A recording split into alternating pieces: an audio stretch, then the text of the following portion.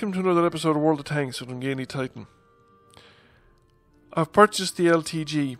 It's a Tier 7 Soviet light tank. Once I decided I wasn't going down the Object 416 route, I was then left to my decision, well, what am I going to do instead? So I decided I'm going to go down the medium tank route, the T43-44, on down to whatever T54, that direction, T62A. I'm not too sure where I'll finish up with because I have different options that I can come out. But I was going to use the Rudy crew, Jan, whatever his name is, and the dog with that tank in that line, but I need to train up extra skills in that crew. And then what else was I going to do with the crew that I had in the Object 416? So I decided I'm going to put them on the LTG. Basically, I bought the LTG, transferred the crew, and then played on low-tier Soviet tanks, the Tier 3s and Tier 4 tanks that I've got, to get tank mastery. So what do I think of it? Well, initially I was extremely disappointed because two things. One, I was finding that I was being spotted very, very easily, and I was kind of surprised by this. And the other thing was, of course, that nobody was shooting at a lot of the targets I was lighting up. Now that's a problem with the current meta. Essentially, whatever way the players are playing at the moment, they're not putting themselves into a position to shoot targets that you light up early in the game, or even within the 3 minutes into the game. Sometimes they will, and you'll have a very, very profitable game out of it. But sometimes they won't. Partly I think they're just not used to light tanks lighting up enemy teams anymore.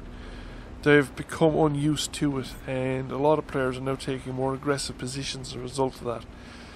So they're kind of having to self-spot or relying on their teammates to spot, but they're moving into more aggressive positions rather than the sort of the usual camping spots for tank destroyers and stuff that was traditional a year ago. So you get a lot of games where you can spot quite a lot of tanks, 8, 9, 10, 11 tanks, and still not get anyone to shoot at them. But that's a problem with the game. It's nothing to do with the tank. The other problem with the tank is it's got 360 meters base view range, which is not great. And particularly shocking to me because I was used to the American tanks, which have 390, 400 meters of view range at this kind of tier. I mean, this thing can be outspotted in principle by a Hellcat equipped with binoculars. So I found this to be a bit of a problem, especially since I haven't. The crew had the gunnery skills and the view range skills, but they didn't have the camouflage skills because the way I was playing the Russian mediums, I didn't think they really needed them. I wasn't going to play them as stealthy mediums, and I think my emphasis 2 years ago or so when I was trying to play mediums in a stealth mode, it was probably mistaken. That's just not the way to play mediums, but it is the way to play lights, which is why I was having a lot more success with lights. So you see, the last time I was playing Russian lights, I had no clue at all, and the MT-25 has got the same view range as this, but I had no clue at all as to how to use light tanks back when I played the MT-25. That's like 4 years ago.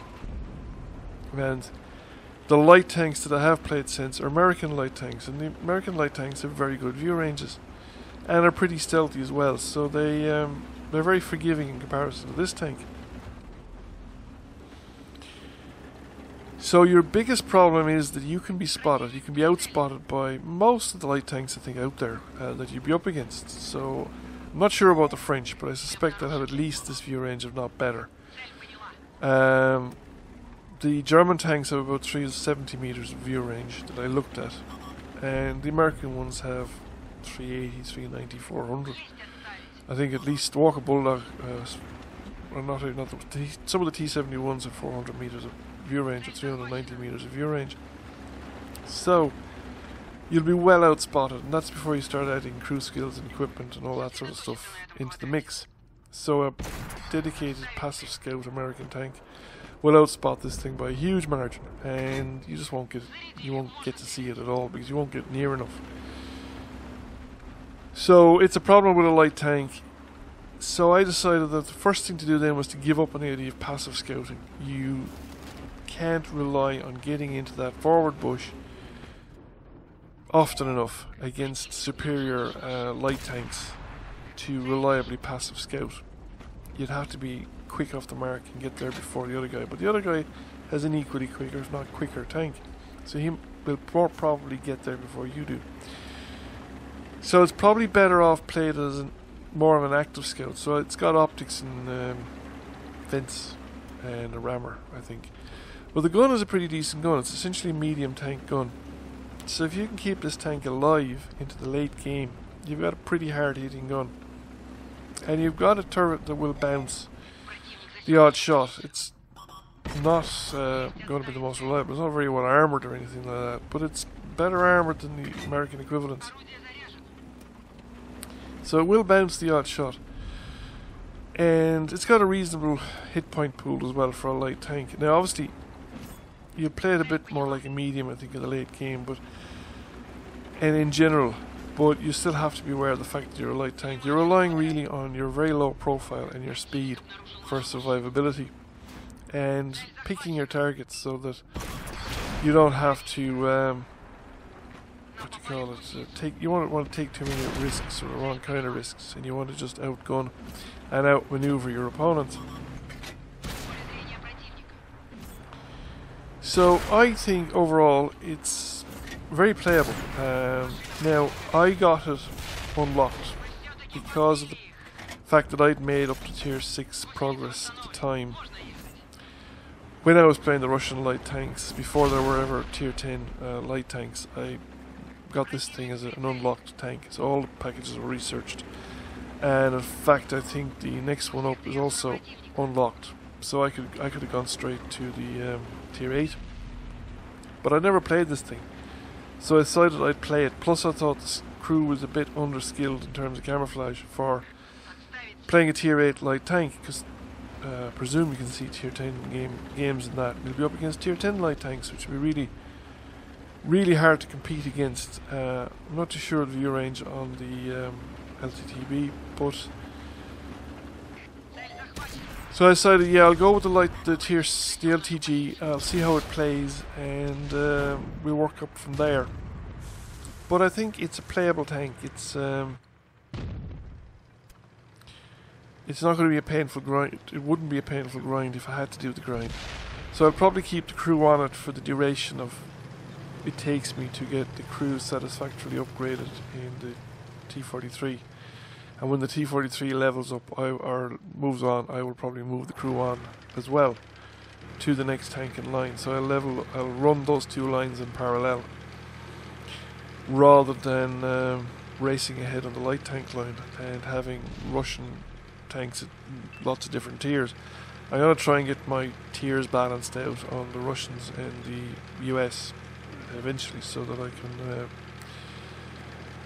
grind different lines at the same tier across the nations as well towards the end of the game. I'm pretty close to completing the Americans.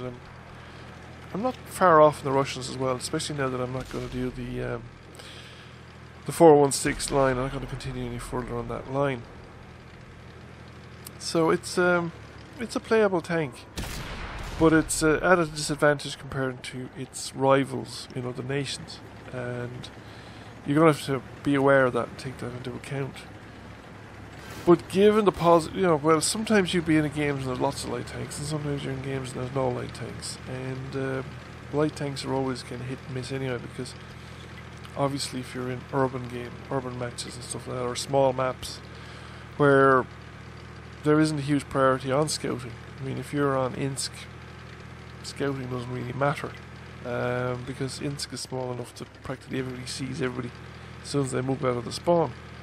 Similarly, maps like White Park or the complete urban maps, Himmelsdorf and places like that, where the role of light tanks is a bit like basically just weaker mediums, but it's just a lot of light tanks don't have medium quality guns. This thing does, so it will in some ways be a bit more competitive in those kind of maps, but obviously you don't want to get shot back at. You're still in a light tank with light tank armor and a light tank hit points pool. But if light tanks are your thing, it's probably not the best light tank out there. Obviously I think the French, the German and the Russian light tanks are probably superior light tanks. But if you just want to grind through the Russian line and the light tank line to get where it's going, then this isn't the worst tank you could... it can be quite an enjoyable tank, I think. It's certainly not the worst tank you could grind through. I think once you know what you're doing, it's a decent enough tank. I mean, there's people out there that have made haste, I would say, with the MT25 now. I remember I had no clue what I was doing when I played that, but at the time I played that, things saw tier 10s. How people did well in it, I don't know, but people did. So you can adapt your playstyle to make any tank work, I suppose, if you're determined enough to do it. And, you know, overall this isn't a bad tank. I mean, it's not... I certainly wouldn't have a problem playing it. Might not keep it, because I think playstyle wise, the either the previous or the successor are probably better out and out light tanks. I don't know. I've faced up against LTTBs and they seem to be very formidable little machines. I don't know what they're like to play, but I'll find out obviously in the near future. So anyway, I hope you found this video interesting. If you did, please give it a like and just press the thumbs up button below. If you have not already done so, please give the channel a subscription. Thank you all very much for watching. I'll catch you again soon. Bye for now.